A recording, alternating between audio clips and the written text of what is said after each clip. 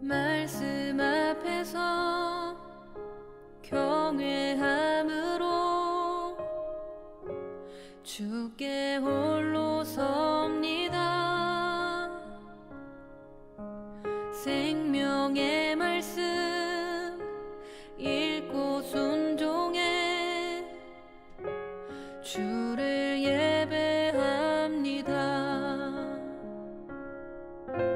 기록된 말씀 힘이 있어서 진리로 우리 거룩해 하며 거룩한 말씀 세세 영원히 복음이 되어 말씀하시네. 하나님 말씀에 두려워 떠는 자, 그 말씀에 생명을 거는 자, 한 사람 찾으시는 주님의 약속을 믿어. 하나님 말씀에 운명을 거는 자, 순종하며 주 따라가는 자, 영원한 하나님 나라 이뤄갈 주의 교회여 일어나라.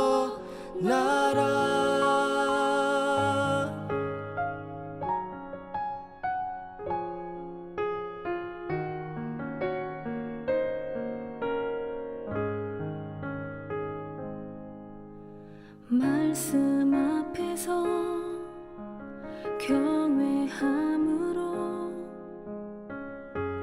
주께 홀로 섭니다. 생명의 말씀 읽고 순종해 주를 예배합니다. 기록된 말씀 힘이 있어서 진리로 우리 거룩해 하며 거룩한 말씀 세세 영원히 복음이 되어 말씀하시네. 하나님 말씀에 두려워 떠는 자, 그 말씀에 생명을 거는 자, 한 사람 찾으시는 주님의 약속을 믿어. 하나님 말씀에 운명을 거는 자, 순종하며 주 따라가는 자, 영원한 하나님 나라 이뤄갈 주의 교회여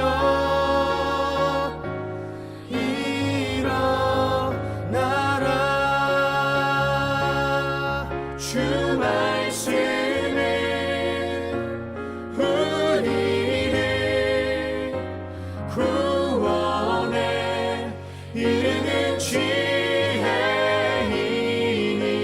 목숨과 내 뜻 다해 그 말씀에 복종하라.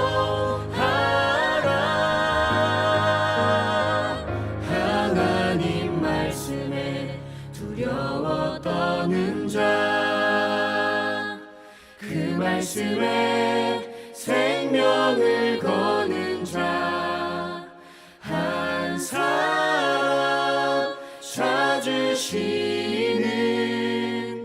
주님의 약속을 믿어. 하나님 말씀에 운명을 거는 자, 순종하며 주 따라가는 자, 영원한 하나님 나라 이뤄갈 주의 교회여.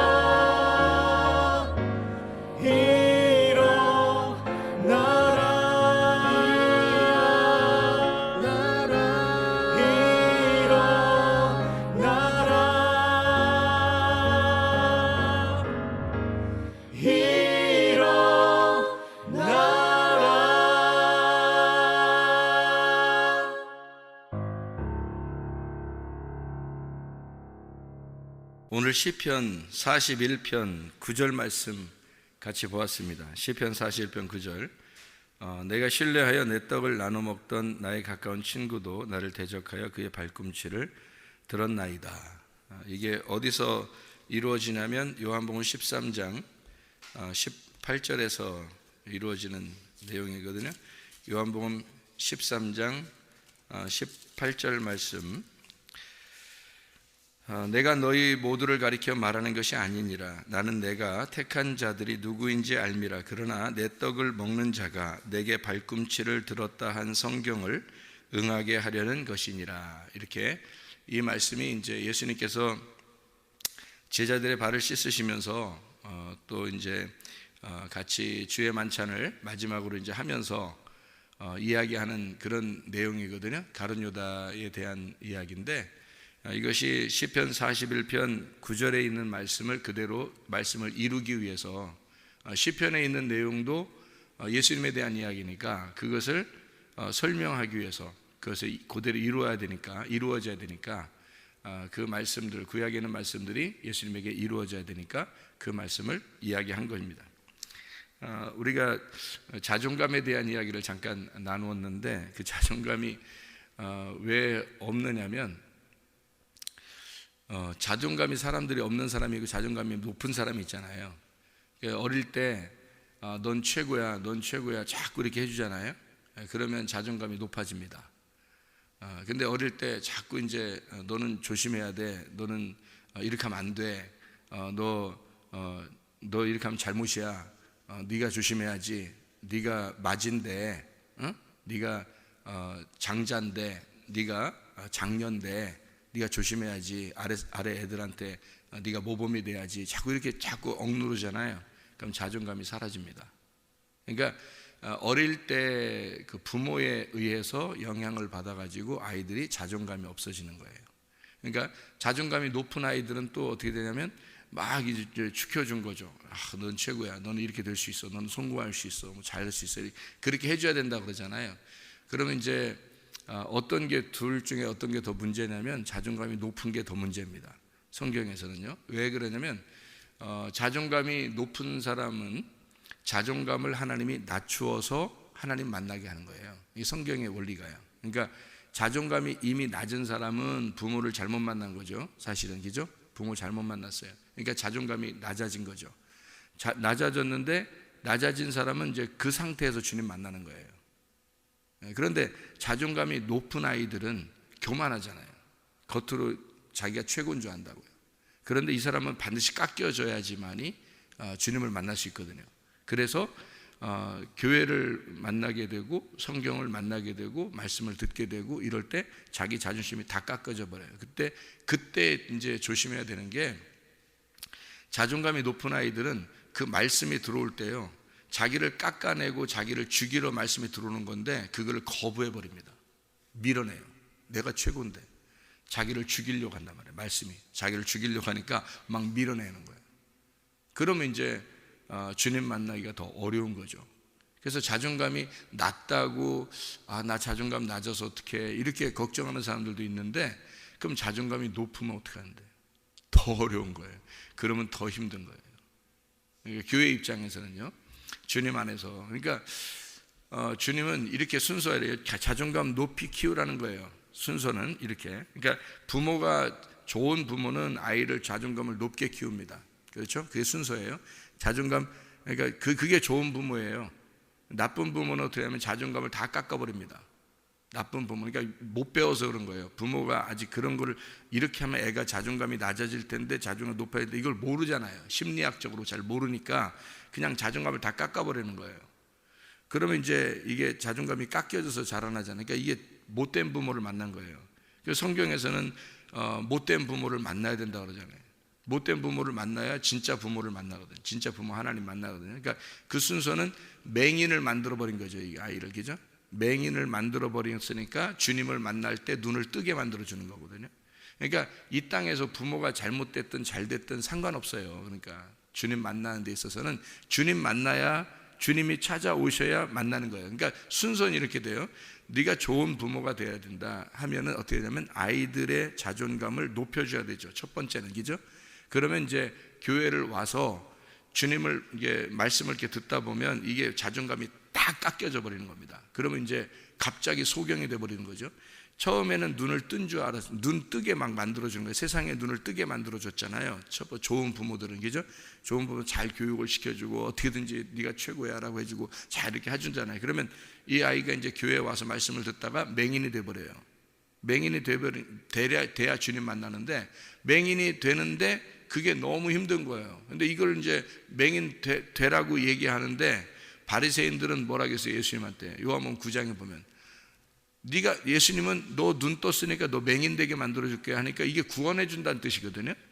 너 맹인이 돼야 구원받은 거니까, 그렇게 구원받으니까 너 맹인이다. 소경은 내가 눈 뜨게 해줄 거야. 근데 너희들은 눈 떴다고 그러니까 내가 소경 만들어줄 거야. 그런 얘기잖아요, 예수님이. 그죠? 그럼 소경 만들어준다는 게, 그 사람들은 우리가 눈 떴는데 우리도 소경인가? 이러면서 기분 나빠하잖아요. 근데 그게 기분 나쁜 얘기가 아니라 예수님이 하나님 나라의 입장에서는 저들이 소경이 돼야 내가 눈을 뜨게 해주는데 라고 생각을 하는 사랑의 마음이란 말이에요, 그게. 그런데 이 사람들은 그걸 거부하는 거잖아요. 그죠? 예수님을 미워한다고요. 예수님을 거부한단 말이에요. 그러니까 자기들의 자존감이 너무 높은 거예요. 바리새인들은 자기들이 그렇게 자라난 거예요. 그러니까 열심히 살았고 잘했고 자기들은 칭찬을 많이 받은 사람들로부터. 그러니까 이게 자존감이 높으니까 예수님이 자기를 니네 소경이야, 니네 나쁜 놈이야, 이 독사의 자식아 하면 기분이 나쁜 거예요, 이게. 그래서 못 받아들이는 거예요. 그래서 예수님을 밀어내고 죽여버리는 거예요, 이게요. 그런데 이제 맹인이 되잖아요. 그러면 자기도 보이는 게 없죠. 그래서 눈에 뵈는 게 없다 이런 얘기가 아니라, 눈에 뵈는 게 없어서가 아니라 진짜 눈에 안 보이는 거예요. 그래서 자기가 너무 자존감이 낮아지는 거죠. 자기만큼 죄인이 없는 거예요. 그러니까 예수님이 와가지고는 그런 사람을 일으켜 세워주시고 부활시켜주고 눈을 뜨게 해주는 거예요. 주님이 오신 목적이 그거니까. 그래서 순서는 좋은 부모를 만나 자존감이 높은 아이가 교회에 와서 말씀을 듣고 소경이 돼버리는 겁니다. 순서가요. 그래서 완전히 깎아져 버려요. 완전히 막 말씀으로 막 자기 난도질을 해버리는 거죠. 그럼 자기 마음이 다 갈래갈래 찢어지고, 그렇게 돼서 내가 정말 죄인이구나, 나 같은 놈이 없었구나, 나 같은 이런 죄인이 이 세상에 없구나, 내가 최고 죄인이구나라고 하는 걸 깨달으면 그때 주님을 만나는 거, 구원받는 겁니다, 이게. 그러니까 순서가 그렇게 되는 거예요. 그러니까 자존감이 낮게 자라났다고 해서 잘못됐다는 것도 없고요, 자존감이 높게 자라났다고 해서 그것만 좋은 것도 없는 거예요. 그러니까 이 세상에서는 다 똑같아요. 자존감 좋게 자라나면은, 높게 자라나면 교회 와서 깨지는 거고요, 교회 와서 깨지고 다시 주님 만나는 거고, 자존감이 낮게 자라나면 나는 부모 잘못 만나서 난 자존감 낮게 자라나서 내가 어디에 갔는데 그 사람들이 하도 날 무시해서 나 자꾸 이렇게 자존감이 낮아졌어, 이렇게 되잖아요. 그럼 그 사람 또 주님 만나는, 교회 와서 주님 만나는 거예요, 이렇게. 그러니까 어쨌든 교회 와서 둘 다 깨진 상태로 주님 만나는 거예요. 맹인이 돼야 눈을 뜨는 게니까. 그러니까 어쨌든 이렇게 만났든 저렇게 만났든 주님 만나야 구원받는 거니까 상관없다고 해요. 이 세상 살아가는 게. 그러니까 부자로 자라났든 뭐 가난하게 자라났든 잘생기게 자라났든 못생기게 자라났든 뭐 이렇게 그 어려움 이렇게 환자, 그러니까 환자로 자라나는 사람이든 건강한 사람으로 자라나는 사람이든 상관없이 주님 만나면 다 깨지게 돼 있어요. 다 깨지고 그 상태에서 다 부셔버리고 흙에 있는 거를 육체적인 걸 다 부셔버리고 그리고 새로 세웁니다. 그리스도의 몸을 새로 세우는 거예요. 그러니까 재질이 다른 거로 세우는 거예요. 하늘의 것으로. 그러니까 땅에 있는 태어남이 하늘의 태어남으로 다시 태어나는 거예요. 그렇기 때문에 재질이 다르기 때문에 하늘의 태어남을 뭐라고 성경에 말하면 위에서 태어났다. 위에서 태어난 말을 다른 단어로 말하면 거듭났다 이렇게 말하는 거예요. 그게 거듭났다는 단어예요. 거듭났다는 거듭이라는 말이 위에서라는 말이에요. 그게 위에서 태어난 거예요. 그러니까 땅에서 태어난 게 아니에요. 땅에서는 좋은 부모 만났든 나쁜 부모 만났든 어쨌든 상관없어요. 교회 오면 다시 태어나야 돼요. 위에서 다시 태어나야 되기 때문에 상관없어요. 그래서 어느 나라에 내가 왜 이런 나라에 태어났나, 내가 더 좋은 나라에 태어날 수도 있었는데, 더 좋은 나라에 태어나면 더 좋았을 텐데, 내가 왜 이런 부모를 만났나, 내가 더 좋은 부모 만날 수도 있었는데, 또는 내가 저런 선생님을 왜 만났나, 더 좋은 선생님 만날 수도 있었는데, 저런 좋은 직장 상사를 만나야 되는데 내가 왜 저런 막 진짜 나를 괴롭히는 저런 사람 만났나, 내 이웃을 왜 저런 사람 만났나, 이런 거 다 이렇게 상관이 없어요. 누굴 만나도 하나님 입장에서는. 그러니까 너희들이 이렇게 살든 저렇게 살든 하나님 입장에서는 내가 널 만나면 되잖아. 내가 널 만나, 내가 진짜니까, 내가 진짜 남편이고 내가 진짜 부모니까 내가 널 만나주면 되잖아. 그러면 그게 완성이니까. 그러니까 너희들이 어떻게 살았든 그거는 중요한 게 아니라는 거지. 하나님 입장에서는 내가 너와 그 상태에서 내가 너와 함께 있었고, 내가 너를 구원하고 내가 너와 늘 함께 있고 영원히 너와 함께 있으려고 너를 데려온 거야. 이렇게 되는 거죠. 하나님 입장. 그러니까 우리는 어떤 상황이든지 조건과 상황, 그것을 우리는 바라보고 내가 이렇게 됐으면 더 좋았을 뻔했는데 라는 그런 생각을 하지만, 하나님 입장에서는 나는 너의 조건과 상황을 그 상태에서 계속 너와 함께 있었어. 네가 태어날 때부터 지금까지 내가 너와 함께 있었고, 그리고 내가 너를 영원히 너와 함께 있고 싶어. 그래서 너를 말씀을 알게 하고 싶은 거고 나를 알게 하고 싶은 거야. 그런 얘기예요. 하나님은. 그러니까 임마누엘의 하나님이죠. 하나님이 우리와 함께 하시는. 그러니까 늘 함께, 우리를 그러니까 구원해 놓고 딱 끝. 이제 너 구원했으니까 여기서 이제 어떻게 살든지 이제 천국만 가면 되는 거야. 끝. 이게 아니고요. 하나님이 너가 태어날 때부터 내가 너와 함께 있었고, 네가 나를 모르니까 나를 알려주고 싶고, 그러니까 자기를 알려주고 싶은 거예요. 진짜 부모가 너를 태어나게 한 게 부모잖아요. 부모가 너를 정말 부모를 알려주고 싶은 거잖아요. 그죠? 그래서 부모님들이 자녀들 낳으면 어떻게 자꾸 알려주잖아요. 너 이렇게 해야 돼, 저렇게 해야 돼. 엄마가 이렇게 살아보니까, 그러니까 그 부모가 잘 못 사는 사람도 있잖아요. 왜? 인생을 후회하는 사람도 있잖아요. 근데 그런 자녀가 더 잘 자라난답니다. 왜 그러냐면 부모가 실수했으니까, 실패했으니까. 그거에 대해서 실패는 성공의 어머니거든요. 그러니까 실패했으니까 너 결혼 생활을 이렇게 하면 안 돼, 이렇게 해야 돼. 너 공부는 이렇게 해야 돼. 너는 삶을 이렇게 해야 돼. 아빠가 이렇게 살아보니까 이렇더라 라고 얘기해 줄 수 있잖아요. 근데 다 잘 되기만 한 사람들은 얘기할 게 없는 거예요. 그냥 원래 잘 됐으니까 그냥 가만히 있으면 이렇게 된 거야, 이렇게 생각할 수 있죠. 근데 실패해 본 사람은 그렇지 않아요. 결혼에 실패해 보거나 공부에 실패해 보거나 이런 사람도 있잖아요. 그러면 그거에 대해서 자세히 설명을 해줍니다. 그리고 엄마의 마음이 어땠는지 아냐, 아빠의 마음이 어땠는지 아냐, 이러면서 설명을 해주기 때문에요. 자기를 설명해줘요. 자기를 자꾸 가르쳐주고 인생을 가르쳐준단 말이에요. 이해가 돼요? 그러면서 이 자녀들이 인생을 배우기 시작하는 거예요. 마찬가지예요. 그러면서 함께 살잖아요. 그죠? 부모가, 하나님께서 우리에게 자기를 자꾸 소개해 주는 거예요. 자기를 자꾸 알려줘요. 나는 이런 하나님이야. 나는 이런 하나님이야. 그래도 너와 함께하고 있어. 늘 너와 함께하고 있어. 내가 너와 같이 있는 거야. 계속 가르쳐 주는 거예요. 이게. 그러니까 우리의 상황이 병이 났든 또는 뭐 사업에 문제가 생겼든 가정에 어떤 문제가 있든 뭐 누구를 뭐 잘못 만났든 이렇게 하나님은 그 상태에서 내가 너와 함께 있고 너와 함께 같이 슬퍼하고 있고 같이 너와 애절하고 애통하고 있고 내가 너와 같이 있는 거야. 이거를 계속 설명해 줘요. 하나님이 우리에게 내가 너 구원했으니까 끝 이게 아니고요. 그거 하나로 성경이 이루어졌다면 뭐 성경 이렇게 많이 쓸 필요 없어요. 사실은 그죠? 그냥 끝 그러면 되니까 구원받았으니까 됐어 이렇게 하면 돼. 그게 아니고요. 계속 같이 있단 말이에요. 하나님이 함께 있는 거예요. 그러니까 함께 살아가고 싶은 거예요. 하나님은 자기를 소개해 주고 싶은 거고 자기를 알려주고 너와 내가 같이 살아가자 이렇게 되는 거거든요. 그게 이제 그게 우리의 자존감을 높이는 거예요. 그러니까 마지막 자존감은 하늘에서 높여지는 거예요. 그러니까 이 땅에서 자존감 높은 건 오히려 손해예요. 예, 그런 부모 만났다고 야, 넌 부모 잘 만나서 좋겠다 그런 거 아니에요. 오히려 잘못 만났을 수도 있는 거예요. 왜냐면 다 깨져야 되니까 교회 오면 다 깨져야 되니까 그래야 하나님이라는 자존감을 만나니까 하늘의 자존감을 만나야 되거든요. 그러니까 뭐 부모를 이렇게 만났든 저렇게 만났든 의미 없어요. 하나님 만나게 해줘야 돼요. 어떻게든지 하나님 만나도록 만들어주는 것이 부모의 책임입니다. 이 땅에서는요. 그리고 하나님 만나게 되면 그때부터는 하나님이 그러죠. 내가 진짜 부모인데 내가 너와 함께 있어.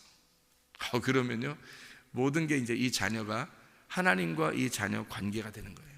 하나님과 이 자녀 관계. 부모가 중간에 낀 게 아니고 중간에 부모가 끼는 게 아니잖아요. 하나님하고 이의 관계가 되는 거예요. 이제 그러면 이 아이가 그때부터 하늘의 자존감을 가지고 살아가게 된다는 거죠. 그럼 어디에 갖다 놔도 하나님을 정말 사랑하는 자가 되고 하나님의 사랑받는 자가 되는 거죠. 이해가 되죠? 무슨 말인가? 이런 게 이제 자존감에 대한 이야기예요. 자, 성경에 이게 가룟 유다 얘기가 이렇게 나오면 예수님을 팔아버렸고 예수님을 이제 죽는 데까지 내놨어요. 배신한 거죠. 배신자입니다.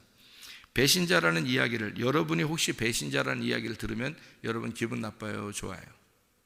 기분 나쁘죠? 배신자라는 이야기 들으면 너 배신자 같아. 너 배신자야. 너 배신할 것 같아. 그럼 누구를 어떻게 믿어요? 그죠?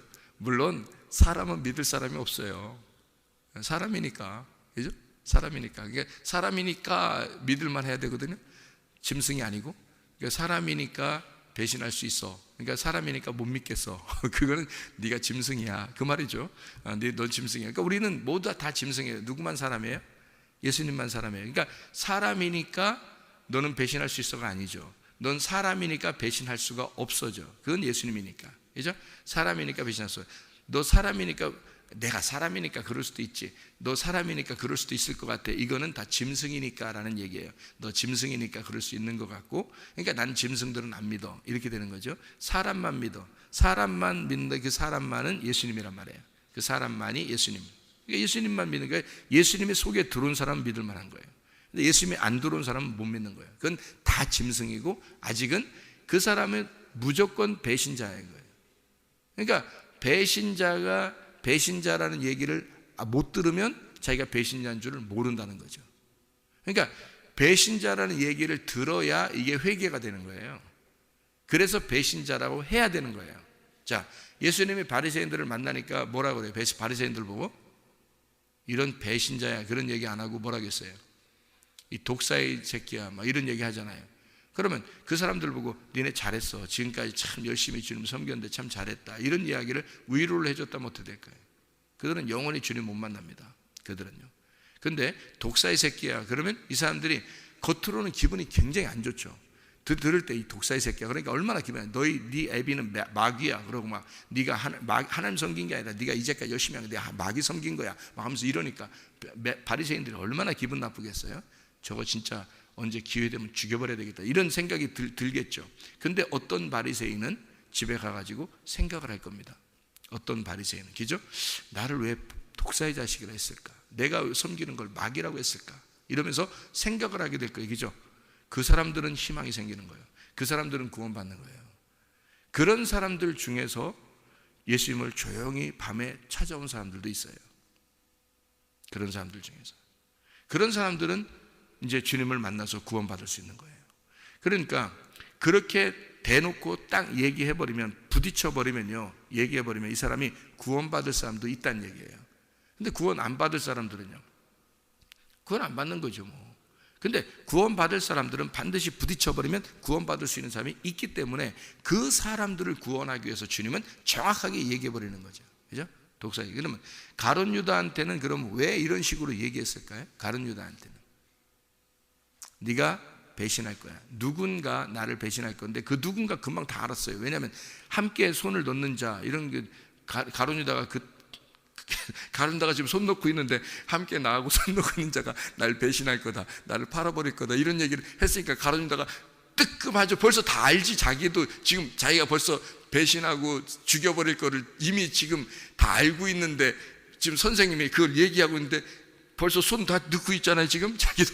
다른 사람들은 몰라도 가룟 유다는 안단 말이에요. 그러면 예수님이 얼마나 그렇게 콕 집어서 얘기하는 거잖아요. 이 가룟 유다 너야, 이렇게 콕 집어서 얘기하는 거니까 얼마나 뭐라 배신자야 딱 얘기하는 거예요. 앞에서, 그 눈앞에서 배신자라고 얘기하는 거잖아요. 그러면요 희망이 생기는 겁니다. 그런데 사람들은 대부분 배신자란 얘기를 들을 때 기분 나빠해요.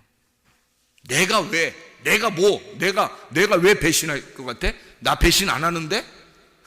그렇게 얘기하죠. 대부분 뭐 한 90% 이상이 다 그렇게 얘기할 겁니다. 너 배신자야, 너 배신할 것 같아. 이랬을 때, 아 그런가? 혹시 자기를 돌아보고, 아 나 진짜 그렇게 하면 안 되는데 내가 그런 사람인가? 라고 자기를 자꾸 돌아보는 사람은 몇 % 정도일까요? 다 기분 나빠하죠. 그죠? 다 기분 나빠해요. 자기한테 그런 얘기하는 건 못 견뎌야 한다고요. 그게 이제 구원받지 못할 사람들이란 말이에요. 구원받을 사람들은 자기를 돌아보는 거예요. 아 그래, 내가 배신자일 수 있어. 내가 배신자일 거야. 내가 진짜 배신할지도 몰라. 나 어떡하지? 그러면 주님께 돌아오니까, 사람은 사람만 하나 딱 믿을만 하고 나머지는 다 짐승이니까 못 믿겠다고 제가 그랬잖아요. 그죠? 아무도 사람은 못 믿는 거예요. 자기가 사람이라고 생각하는 그 사람들은 짐승들이기 때문에 못 믿어요. 누구만 제가 믿을 수 있냐면요, 예수가 그 속에 들어간 사람들만 믿을 수 있어요. 예수가 진짜 속에 들어간 사람들만. 제가 그걸 경험해 보니까 알겠는 거예요. 예수가 진짜 들어간 사람은 이제 그 배신의 과정이 끝난 거예요. 배신의 과정이, 진짜 자기가 배신자였었기 때문에 배신자의 과정이 끝났어요. 그래서 그 사람은 믿을 만한 거고요. 이 배신을, 나는 배신자라는 얘기를 들을 때 기분 나쁘다 한 사람들은 아직 못 믿는 거예요. 그 사람들은. 그러니까 그 사람들은 아직 단계가 안 올라온 거죠. 그러니까 주님이 그 속에 구원자로 들어오지는 않았기 때문에 이 사람들은 그냥 아직 모르는 거예요. 하나님을, 성경을 아직 모르는 거예요. 그러니까 언제 그들이 돌아설지는 뭐 거의 100%입니다. 그거는요 100%. 그러니까 뭐 1%도 아닐 수 있잖아요. 아니에요. 100%가 그렇습니다. 그거는 짐승이기 때문에 그런 거고요. 예수님이 들어온 사람만 사람입니다. 그 사람만 딱 믿을 만한 거예요. 나머지는 못 믿는 겁니다. 그러니까 그 사람들은 어떻게, 사람이 된 사람, 예수가 들어온 사람은 어떤 사람이냐? 맹인이 되었던 사람, 배신을 했던 사람이에요. 그러니까 완전히 한번 다 꺾여져서 죽었던 사람입니다. 그 사람이 예수 안에서 부활했을 때만 그 사람이 사람인 거고, 그게 믿을 만한 사람인 거예요. 그렇지 않은 사람은 못 믿는 거예요. 여러분, 교회 그렇게 믿을 만한 사람이 몇 명 될까요? 그렇게 따지면. 그러니까 이제 저 사람 못 믿겠어. 교회도 이게 교회 어떻게 해? 못 믿는 사람 놓고서 어떻게 해요? 그렇게, 그게 아니라 그냥 교회는 섬겨주는 사람이 있는 거고 섬김을 받는 사람이 있는 거예요. 그러니까 자녀인 거지, 자녀. 그러니까 양이고 자녀고 각기 제 길로 가는 사람들이고요. 이게 하나님께서 목자로서 섬겨주는 거예요. 말씀을 자꾸 줘가지고 섬겨줘서 어느 날 그가 자라나게 되면 알게 되는 거예요.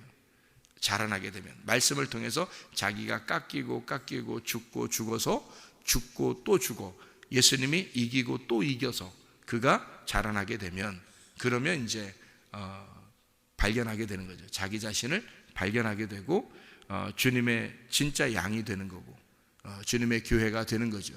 그런데 그러니까 배신자라고 하는 게, 너는 배신자야 라는 얘기를 들어야 되는 거예요. 사실은 교회 오면 너는 배신자야, 그걸 들어야 가룟 유다가 지금 딱 찔림이 있는 말씀을 들은 거예요. 그죠? 너 배신자야, 네가 나를 팔 거야, 내 사랑하는 자 중에서 나를 팔 거다, 나의 가까운 친구 중에 나를 팔 것이다 라고 얘기하는 걸, 그 얘기를 들어야 되는 거라고요. 그게 무슨 말이냐면 배신자다라는 얘기거든요. 네가 나를 배신할 거야, 그 얘기를 진짜 들은 사람이 누구예요? 베드로입니다. 베드로가 네가 날 3번 부인할 거야 라고 했어요. 그러니까 나 절대 예수님 부인 안 합니다 그랬잖아요. 그러니까 예수님이 뭐라는, 네가 나를 3번이나 부인하게 될 거다라는 얘기예요.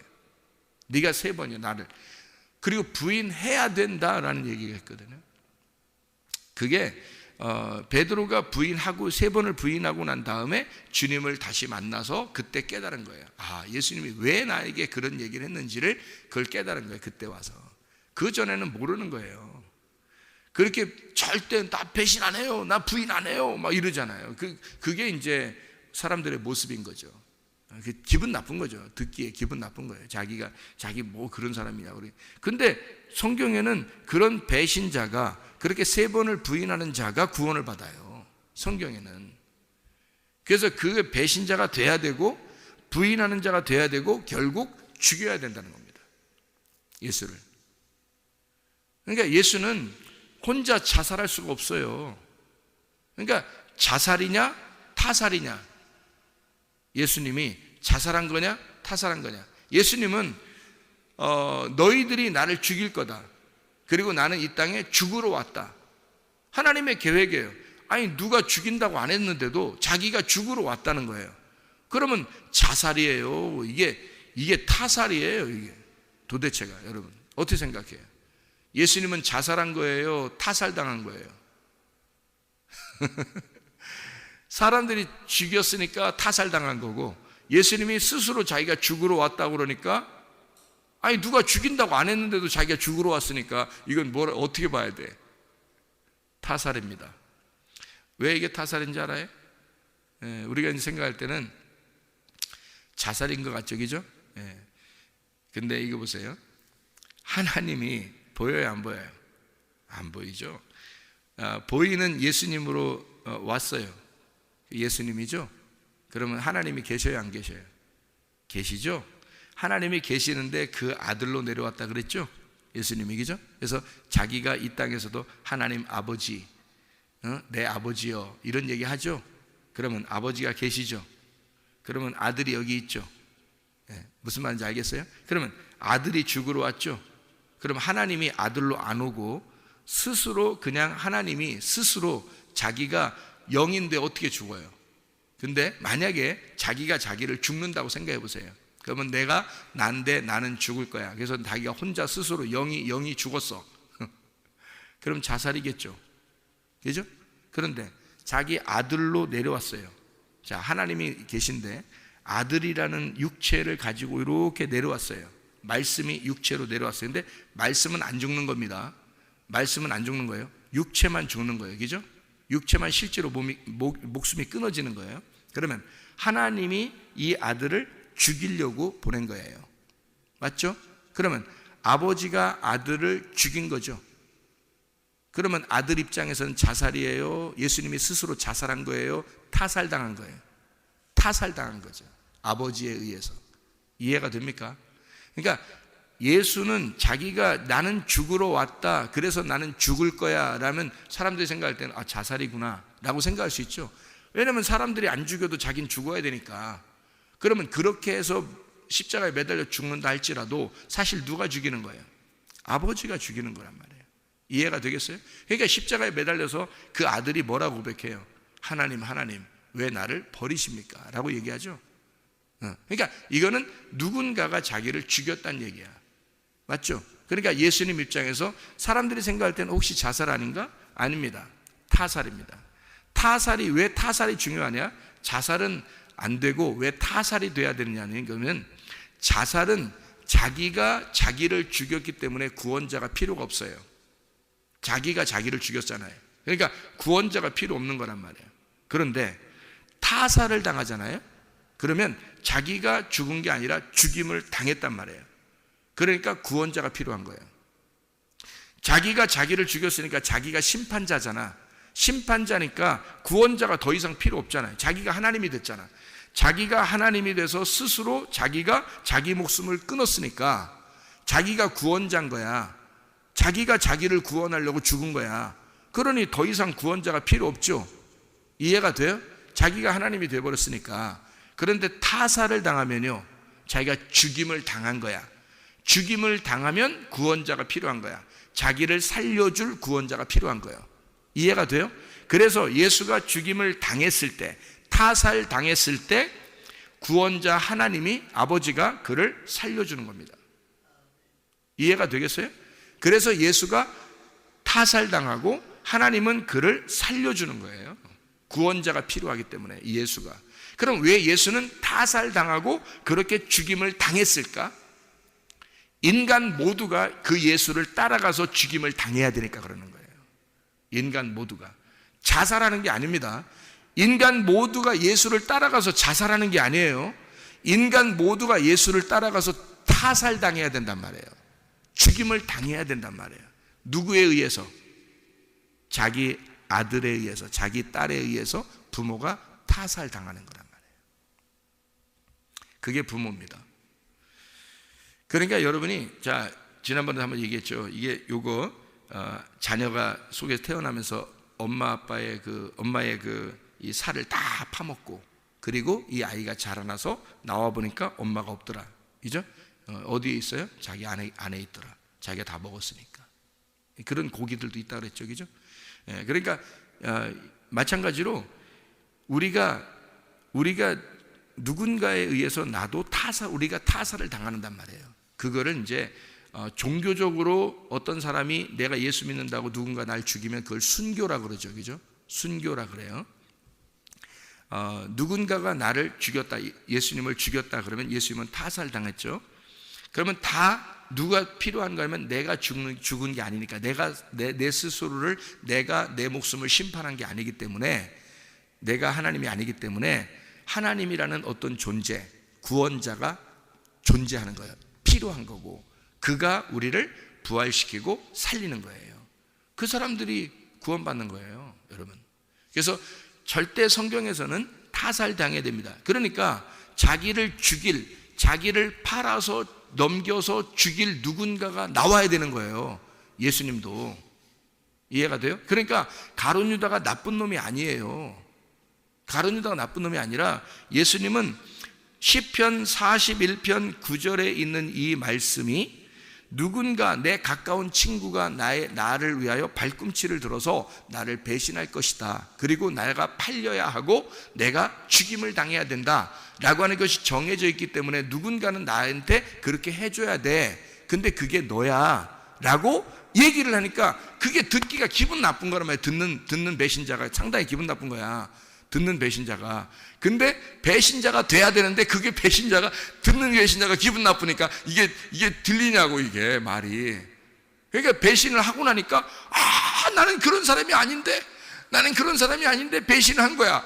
내가 도저히 자기 자신이 자기를 견딜 수가 없는 거야. 막 죽어버린 거야, 그냥. 그래서 가룟 유다가 자살해버린 거예요. 베드로는 내가 부인 안 한다고 했는데, 내가 이런 놈이 아닌데 내가 왜 어떻게 부인했을까? 막 괴로워하다가 닭 울음소리를 듣고 막 우는 거예요. 닭 울음소리를 듣고서, 닭 울음소리가 들려서 막 그래. 가룟 유다도 조금만 기다렸으면 닭 울음소리를 들었을 거야. 그런데 가룟 유다는 그 소리를 못 들은 거야. 베드로는 닭 울음소리를 들은 거야. 이 말씀을, 설교 말씀을 들은 거야. 이 닭이 설교하는 걸 들은 거야. 닭이 새벽에 설교하는 걸 들은 거야. 이 새벽에. 앞에 서 있는 사람이 누구야, 그러니까. 닭이 막 우는 거예요. 닭이 막 소리하는 거예요. 닭이 설교하는 걸 이 베드로가 들은 거예요. 듣고서 막 통곡을 하는 거예요. 그리고서 아무 말도 못하고, 주님이 내가 그럴 수밖에 없는 인간이었구나 라는 걸 그때 이제 깨달은 거죠. 내가 짐승이었기 때문에 내가 그 예수를, 사람인 예수를 물어뜯어 죽였구나 라고 하는 것을 그가 깨달은 거예요. 내가 짐승이었구나. 그래서 예수님을 내가 다시 만나야 내가 사람이 되니까, 예수님이 어떻게 하죠? 그래서 기다리고 있는데 예수님이 나타난 거예요. 실제로 부활해서 나타난 거예요. 얼마나 눈물이 나겠어요, 그 베드로가. 그래서 그 예수님이 또 사랑하냐고 또 물어보죠. 이거 뭐 감당할 수가 없는 거예요. 그래서 그 자리에서 주님께 고백하는 거예요. 내가 이제 알았어요. 내가 이제 진짜 주님 알았어요. 내가 주님 알고 있어요. 내가 주님 닭 울음소리를 들을 때요, 제가 알았어요. 어떤지 알았어요. 왜 그랬는지, 내가 왜 그랬는지, 주님이 왜 나한테 그렇게 말했는지, 내가 왜 배신자였는지, 내가 왜 배신을 할 수밖에 없었는지를, 주님이 왜 그렇게 말했는지를 내가 이제 알았어요.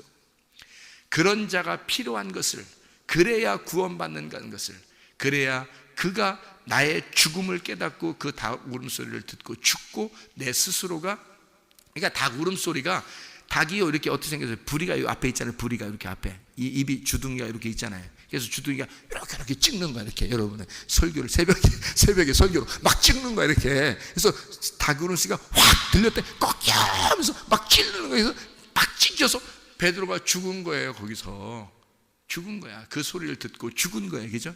그리고서 구원자가 필요했는데 부활하신 예수님이 오신 거예요. 그가 자기를 살려주는 거죠. 다시 나타나서 살려주잖아요. 왜냐하면 자기가 닭에 의해서 죽었으니까. 그죠? 죽었으니까 부활한 예수님이 와서 살려준단 말이에요. 그걸 깨달은 거예요. 베드로가 깨닫고 주님을 기다린 거죠. 그러니까 주님이 사랑하냐고, 그러니 당연히 사랑한다 하죠. 이제 알았다고, 그 사랑을 깨달았다고 얘기하죠. 당연히. 그러니까 베드로는 구원받는 거고요, 가룟 유다는 멸망받은 것입니다. 그러니까 자살과 타살이라는 게 얼마나 중요한가. 성경에서 사람들이 그걸 의문을 갖더라고요. 예수님이 하나님의 계획에 의해서 스스로 죽었으니까, 스스로 죽임 당했으니까 이거 자살 아닌가? 이렇게 얘기하는 사람도 있다 하더라고요.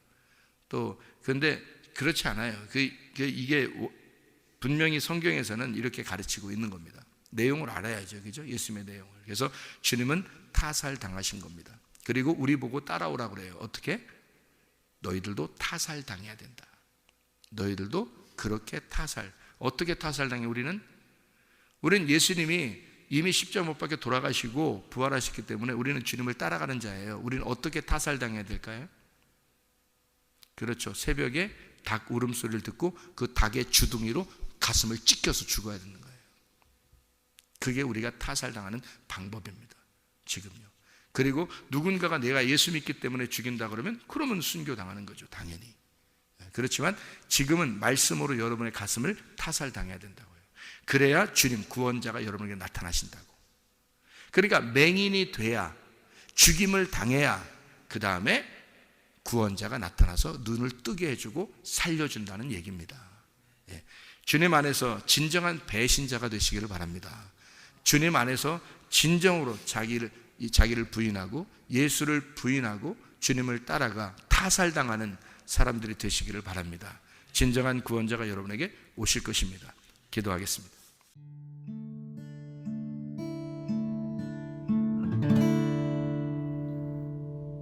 내 속에 내가 너무도 많아서 당신